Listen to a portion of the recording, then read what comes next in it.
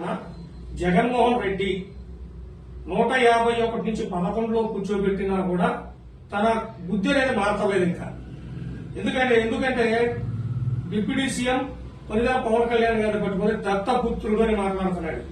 ఈ జగన్మోహన్ రెడ్డి గతంలో ఇలాంటి మాటలు మాట్లాడితేనే రాష్ట్ర ప్రజలు 151 నుంచి జగన్మోహన్ రెడ్డి 11లో కూర్చోబెట్టారు.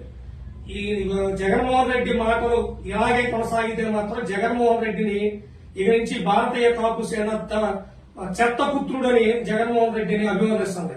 ఎందుకంటే ఈ రాష్ట్రాన్ని అప్పుల్లో కూబిలో కూరబెట్టి తర్వాత నీ వల్ల ఆర్థిక విధ్వంసం జరిగింది. అలాంటి జగన్మోహన్ రెడ్డి ఈ రోజు పవన్ కళ్యాణ్ గారి గురించి దత్తపుత్రుడు అని పదే మాట్లాడటాన్ని తీవ్రంగా ఖండిస్తుంది భారతీయ కాపు సేన. పవన్ కళ్యాణ్ గారు నీలాగా ఈ రాష్ట్రాన్ని దోసుకోవాలా, ఇప్పుడు కూడా తన సొంత సంపాదనతో ప్రజలకి సేవ చేస్తున్నాడు.